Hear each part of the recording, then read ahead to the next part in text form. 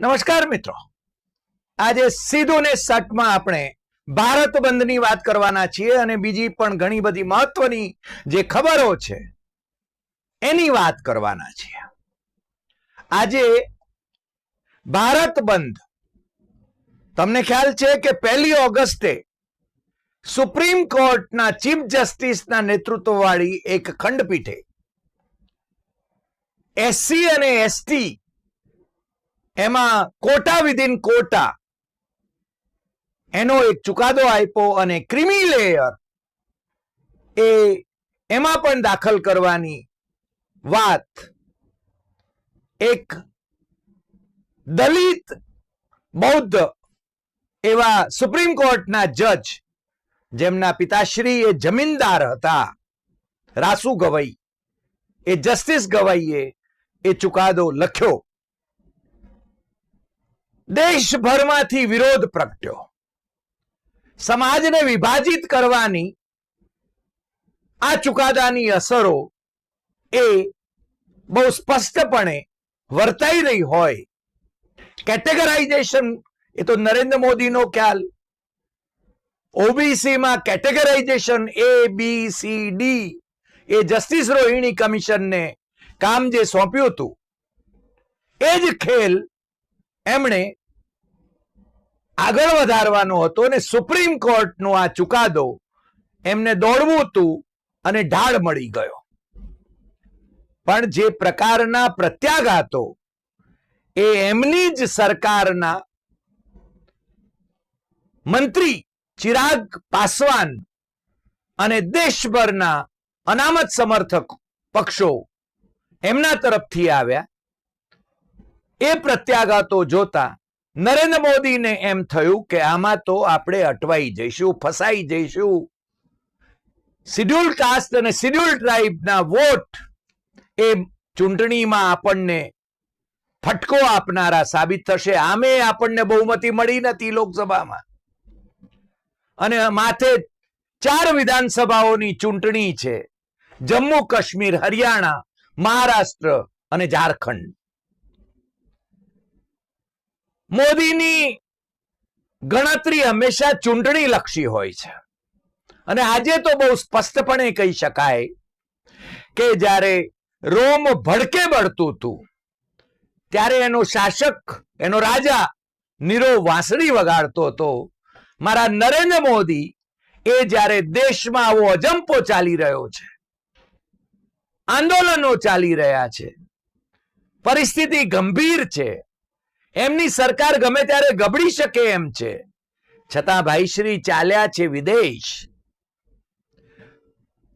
Poland જઈ રહ્યા છે, કારણ કે પોલેન્ડમાં ક્યારેક જામ સાહેબે 6000 મહિલાઓ અને બાળકોને જામનગર ક્ષેત્રની અંદર એમને બાલાચડી જે ક્ષેત્ર છે ત્યાં રક્ષણ આપ્યું હતું જ્યારે યુદ્ધના સંજોગો યુરોપમાં હતા. ત્યારે ભાઈશ્રી વોર્સો પહોંચી ગયા અને વોર્સોથી પછી પાછા એ જવાના છે યુક્રેન.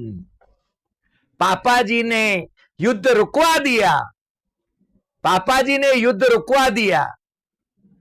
ઘર આંગણે તો કઈ એમની અપીલ ચાલતી નથી. 240માં સમેટાઈ ગયા, 272ની બહુમતી પણ ન મળી.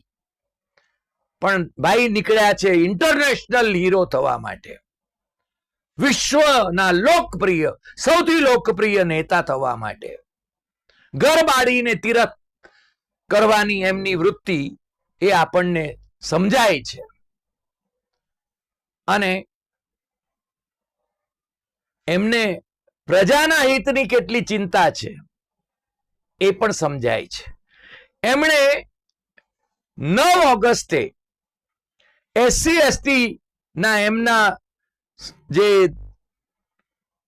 સંસદ સભ્યો હતા, એ 130 કે કંઈ કેટલા, એ સંસદ સભ્યોને મળે છે અને કચ્છના સંસદ સભ્ય, ભારતીય જનતા પાર્ટીના સંસદ સભ્ય વિનોદ ચાવડા નિવેદન કરે છે કે માનનીય વડાપ્રધાન સુપ્રીમ કોર્ટના ચુકાદા સાથે સંમત નથી.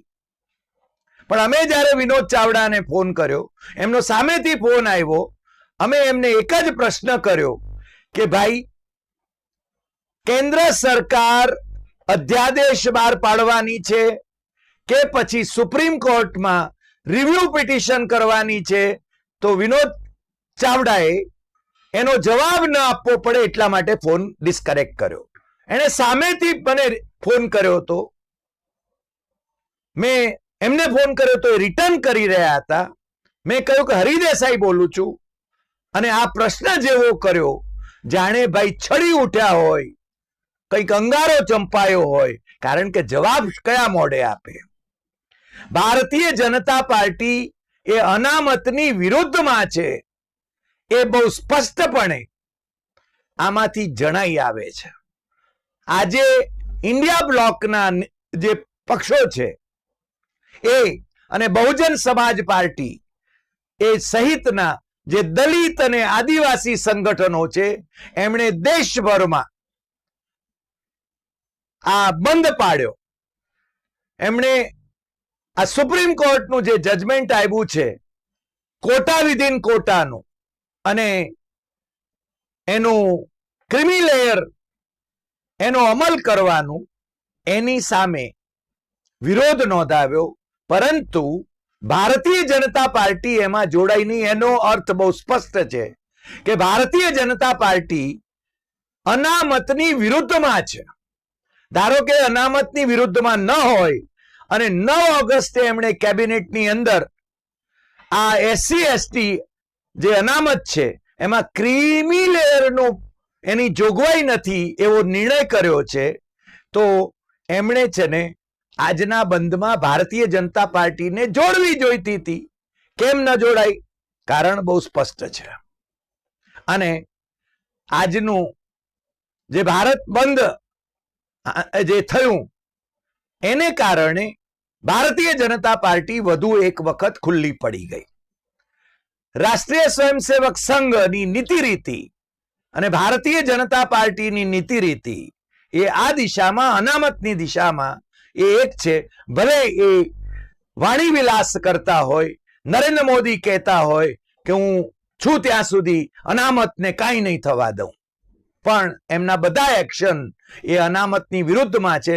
લેટરલ એન્ટ્રીમાં જેટલા અધિકારીઓને એમણે પ્રાઇવેટ સેક્ટરમાંથી મળતિયાઓને જે લઈ આવ્યા, એમાં એમણે અનામતની કોઈ જોગવાઈ રાખી નથી. એ તમે બધા જાણો છો.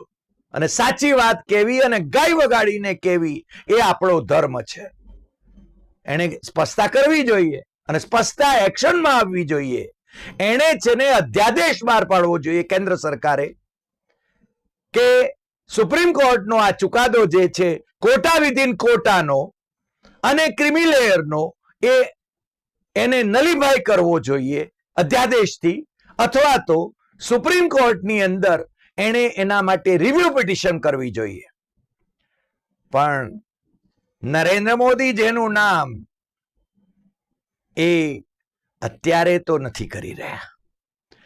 એની સામે પશ્ચિમ બંગાળના મુખ્યમંત્રી મમતા બેનર્જી, એમને હાઈકોર્ટનો જે ચુકાદો આવ્યો, જે ઓબીસી અંગે મુસ્લિમ જે લોકોનો સમાવેશ અગાઉની સરકાર, જે ડાબેરી મોરચાની સરકાર હતી, એણે અને મમતા બેનર્જીની સરકારે ઓબીસી ની અંદર મુસ્લિમોને સમાવ્યા હતા, એને રદ કરતો જે ચુકાદો હતો, એ ચુકાદાની સામે એમણે એ વખતે જાહેર કર્યું હતું કે અમે સુપ્રીમ કોર્ટમાં એને હાઈકોર્ટના ચુકાદાને પડકારીશું.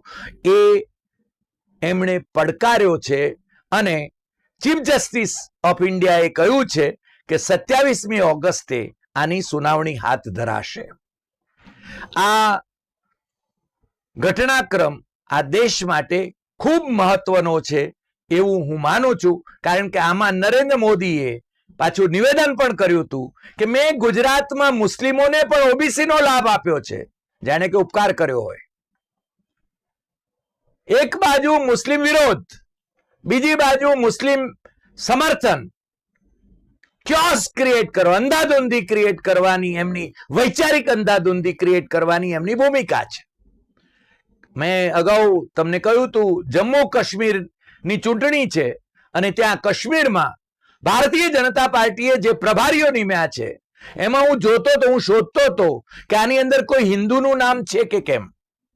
ત્યાં નરેન્દ્ર મોદીને મુસ્લિમ વાલા લાગે છે. મુસ્લિમો આ દેશના નાગરિકો છે, ક્રિશ્ચનો આ દેશના નાગરિકો છે, શીખો આ દેશના નાગરિકો છે, જૈનો આ દેશના નાગરિકો છે. આ દેશના જે નાગરિકો છે એ તમામ હિન્દુઓની સાથે સાથે એમને પણ સમાન અધિકારો બંધારણે બક્ષેલા છે અને એ અધિકારો એ એમને મળવા જોઈએ એવી વાત આપણું બંધારણ કહે છે. અને એને બંધારણને બદલવા માટે એમને 400 કે પાર જોઈતું હતું, પણ એ શક્ય બન્યું નહીં અને આખા દેશે એમને નકારી કાઢ્યા, એ આપણે જાણીએ છીએ. આવતીકાલે 22 ઓગસ્ટ કોંગ્રેસ આખા દેશમાં વિરોધ દેખાવો કરવાની છે. એમાં સેબીના જે ચેરપર્સન છે માધબીપુરી બુચ, એ લેટરલ એન્ટ્રી વાળા બેનશ્રી, એ પહેલા લેટરલ એન્ટ્રી વાળા બેનશ્રી, એમને એમના રાજીનામાની માગણી, અદાણી કાંડમાં જોઈન્ટ પાર્લામેન્ટરી કમિટીની તપાસ અને ઈડીના કાર્યાલયોનો ઘેરાવ, એ બધા જ ઉપરાંત વાયનાડની જે કુદરતી આફત છે એને રાષ્ટ્રીય આપદા જાહેર કરવાની એ એમની માગણી છે. આંદોલનો અને દેખાવો, વિરોધ દેખાવો અને બંધ, એનો આગલો ક્રમ એ બદલાપુર મહારાષ્ટ્રનું જે છે એમાં શાળાની 2 બાળકીઓના યૌન ઉત્પીડન અંગે જે ઘટના, કમનસીબ ઘટના, ઘૃણાસ્પદ ઘટના જે બની, એના સંદર્ભમાં 24 ઓગસ્ટે મહારાષ્ટ્ર વિકાસ આઘાડી એટલે કે શિવસેના ઉદ્ધવ, રાષ્ટ્રવાદી કોંગ્રેસ પવાર, શરદ પવાર અને કોંગ્રેસ એ મહારાષ્ટ્ર બંધ રાખશે, પાડશે. અને એના સંદર્ભમાં ત્યાંના મુખ્યમંત્રી, શિવસેના તોડીને મુખ્યમંત્રી બનેલા ભારતીય જનતા પાર્ટી સાથે હાથ મિલવણી કરનાર એકનાથ શિંદે એમ કે છે કે આ બદલાપુરને નામે આ લોકો રાજકારણ ખેલે છે. તો ત્યાં આગળ કલકત્તાની અંદર જે ઘૃણાસ્પદ ઘટના બની, એક ડોક્ટરની એની જાતીય એનું શોષણ અને હત્યા જે થઈ પેલી હોસ્પિટલમાં, ત્યાં દેખાવો જે થયા, મમતા બેનર્જીને દોષ અપાયો, એ શું કહેવાય ભાઈ એકનાથ શિંદે? જ્યાં જ્યાં ભારતીય જનતા પાર્ટીની સરકારો છે ત્યાં આવી ઘટનાઓ બને તો એ રાજકારણ, અને જ્યાં વિરોધ પક્ષની સરકારો છે ત્યાં છે ને એ અધિકાર. આ ક્યાંનો ન્યાય? મણિપુરમાં જે પ્રકારે મહિલાઓનું ઉત્પીડન કરવામાં આવ્યું, એમને નગ્ન કરીને એમની જાતીય સતામણી કરવામાં આવી, નગ્ન કરીને ફેરવવામાં આવી, તો ત્યાંનો મુખ્યમંત્રી, ભારતીય જનતા પાર્ટીનો મુખ્યમંત્રી કહે છે આવા તો સેંકડો વિડીયો છે. નરેન્દ્ર મોદી કહે છે 11,000 FIR ફાઇલ થઈ છે અને 500 જણાની ધરપકડ થઈ છે. પણ ભાઈ પેલા તમારા ઉધારીના જે મુખ્યમંત્રી છે એન બિરેન સિંહ, એમને તમે દૂર નહીં કર્યા હોદ્દા ઉપરથી, અને તમે છે ને મમતા દીદીને દૂર કરવાની વાત કરો છો. તમે બીજા વિપક્ષના જે હોય મુખ્યમંત્રીઓ એમને દૂર કરવાની વાત કરો છો કે એમના રાજીનામા માંગો છો. ત્યારે મને લાગે છે કે હકીકતમાં જો ન્યાય કરવાનો હોય તો એ તો બધાની સાથે સરખો થવો જોઈએ. આજે આમ તો ઘણા બધા સમાચારો બીજા પણ છે, પણ આજે આટલી વાત કરીને હું વિરમું છું. પણ મને લાગે છે કે આ જે ભારત બંધની અસર જે છે એ આપણી કેન્દ્ર સરકાર પર એવી થવી જોઈએ કે જેથી એનો અસલી ચહેરો એ બહાર આવે. કાં તો એ અધ્યાદેશ બહાર પાડીને સુપ્રીમ કોર્ટનો જે ચુકાદો છે એને એ નલિફાઈ કરાવે, અથવા તો રિવ્યુ પિટિશન કરે. આ બેમાંથી એકેય ભારતીય જનતા પાર્ટીની ના નેતૃત્વવાળી કેન્દ્રની એનડીએ સરકારે આજ દિવસ સુધી નથી કર્યું. અમે ભારતીય જનતા પાર્ટીના નેતાઓ સાથે પણ આજે વાત કરી, પણ એમણે કહ્યું કે એમાં કોઈ પગલાં લેવાયા નથી. તો પછી તમે અનામતના સમર્થક છો કે અનામતના વિરોધી છો એ સ્પષ્ટ કરી દો, જેથી આ દેશની દલિત અને આદિવાસી પ્રજાને સમજાઈ જાય કે ભારતીય જનતા પાર્ટી ક્યાં છે. આજે આટલી વાત. ફરી મળીશું નવા એપિસોડમાં નવા વિષય સાથે. તમને આ એપિસોડ ગમ્યો હોય તો સૌથી વધુ શેર કરશો, લાઈક કરશો, કમેન્ટ કરશો અને આપણી યુટ્યુબ ચેનલ ડોક્ટર હરિદેસાઈ સત્યમ એવમ તથ્યમ એ સબસ્ક્રાઇબ કરવા માટે મિત્રોને જરૂર જણાવશો. નમસ્કાર.